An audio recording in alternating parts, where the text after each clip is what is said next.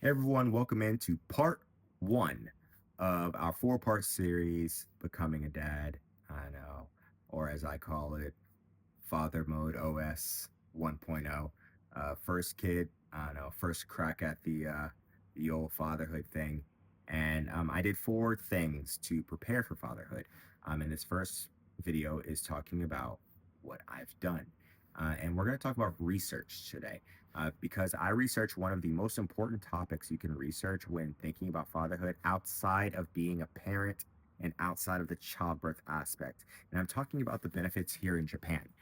So Japan in recent years has really made a great effort in reforming how men think about supporting their partners and how the government and companies should treat men who want to support their partners. And they've done this by creating and by educating people on their childcare leave system. So today we're going to talk about four kinds of leave systems that you can utilize here in Japan for paternity leave. Now, a disclaimer, I'm not your HR department. I don't work for the Ministry of Labor, and I don't work for your company.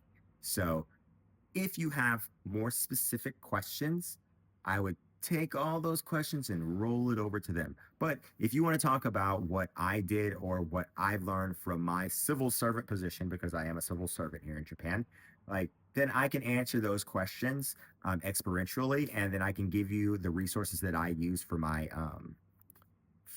research. And I have some sources that are going to be cited at the end of this video with QR codes for you to actually go visit them if you're watching this on TV. You can also screenshot those sources so you can use those QR codes at another time.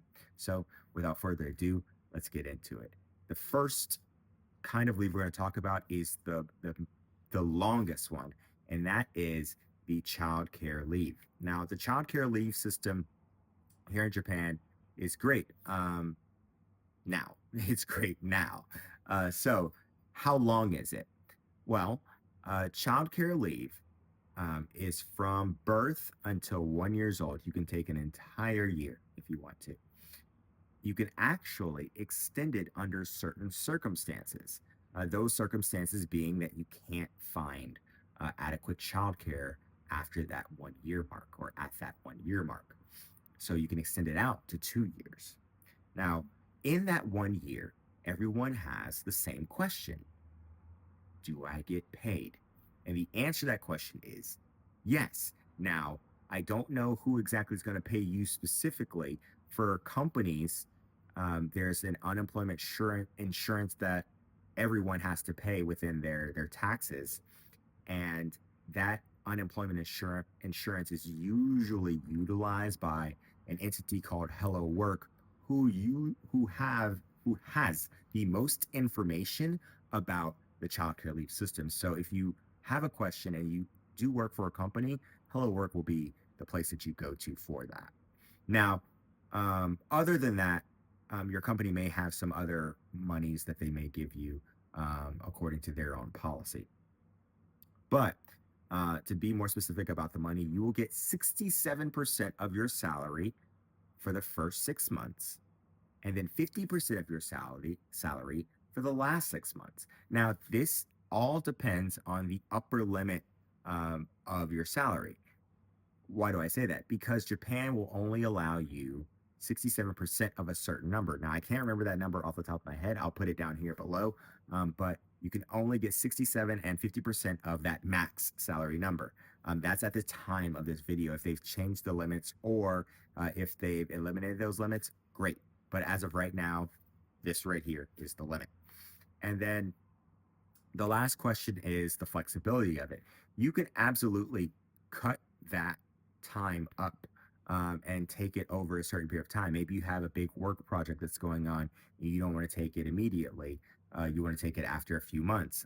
I know that I'm going to be ending the school year in March, so I don't want to do too much leave before that time period. So if this interests you and you're looking at the flexibility of it and what you can do, and maybe you want to Maybe you want to time it for when your wife goes back or your partner goes back to work, and then you take the leave, and then she comes back off, and you take the leave again.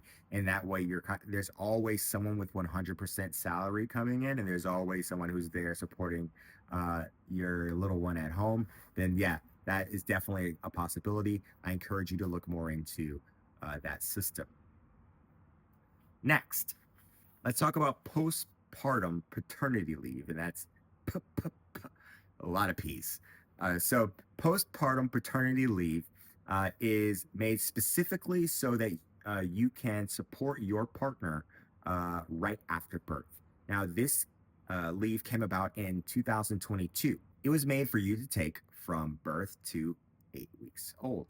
You can take 4 total weeks within that time.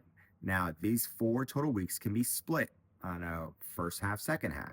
Again, that same kind of flexibility as the childcare leave.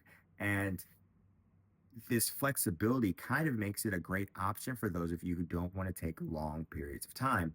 Also, to clarify, these 8 weeks and your childcare leave are completely separate.